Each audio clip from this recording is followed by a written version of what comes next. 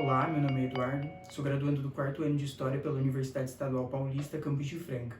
Atualmente desenvolvo, junto ao grupo temático Escrito sobre os Novos Mundos, uma pesquisa de iniciação científica com financiamento FAPESP na área de História Medieval, sob orientação da professora doutora Suzane Silveira Lemos França.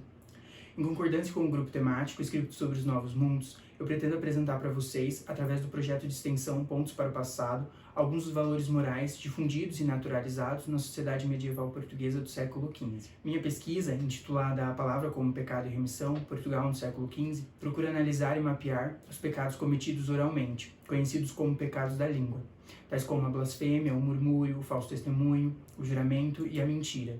Em confronto a essas palavras consideradas impróprias na Idade Média portuguesa, eu procuro também analisar as boas palavras, como o bom conselho, o bom ensino, a pregação, a oração e a própria confissão. Para tanto, eu uso como documentação os manuais impressos da doutrina cristã do século XV português. Estes manuais ajudavam os padres das paróquias a guiar o fiel durante a confissão e, ao mesmo tempo, ajudavam o próprio penitente, ou seja, aquele que confessa os seus pecados ao padre, a melhor fazer um exame de consciência, arrependendo-se verdadeiramente dos seus pecados. Portanto, os manuais de confissão propunham guiar tanto o confessor quanto o penitente na prática da confissão. É importante dizer também que a difusão desses manuais se deu, sobretudo, a partir da obrigatoriedade da confissão auricular individual.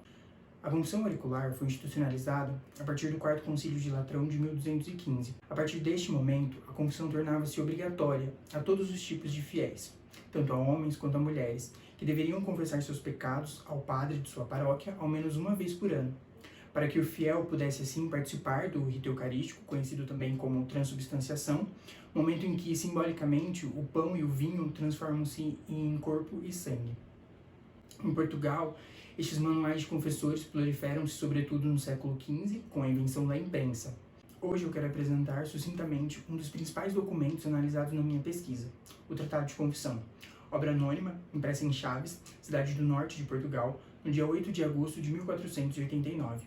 Ainda que só tenha sido descoberta em 1965 por Pina Martins, um estudioso da cultura portuguesa. Enfim, o Tratado de Confissão foi um dos primeiros livros impressos em língua portuguesa, uma vez que poucos párocos sabiam ler o latim, ao contrário do que se acredita. Ao mesmo tempo, estes tratados procuravam minimizar a ignorância do clero. Assim, aqueles que tivessem cura de almas, ou seja, os confessores, deveriam saber muito bem os artigos da fé, os sacramentos da Santa Igreja, os mandamentos, as 7 obras de misericórdia, os 7 pecados mortais e suas respectivas penitências, para melhor instruir os fiéis, a uma vida correta. São exemplos disso em Portugal, além do Tratado de Confissão, o Sacramental, de 1488, a Vita Christi, de 1495, as Constituições de Dom Diogo de Souza, de 1497, e os Evangelhos e Epístolas, com suas exposições em romance, de 1487 também. O Tratado de Confissão, enfim, pretende, assim como os outros que eu citei, guiar o confessor e o penitente num dificultoso interrogatório e no exame de consciência acerca das faltas cometidas. Para melhor elucidar, então, o que eu estou dizendo, cabe aqui um exemplo acerca das recomendações feitas pelo autor aos fiéis. No 3º mandamento da Lei de Deus, guardar o domingo, o tratadista inicia sua recomendação concernente ao mau uso da palavra, essa que eu estudo, recorrendo à passagem bíblica do Evangelho de Mateus, capítulo 5, versículo 29.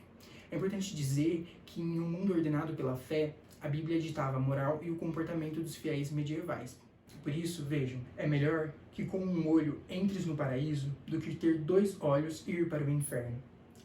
E assim diz o Mestre, ou seja, Jesus Cristo, que guardemos as orelhas para que não ouças o que não convém, porque diz Salomão, cerre as tuas orelhas com espinhos para que não ouças as más palavras e as línguas enganosas.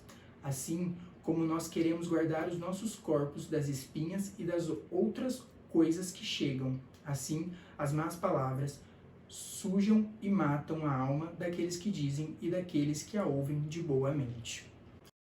Como podemos perceber, as formas da vida cotidiana eram objeto de frequente cuidado.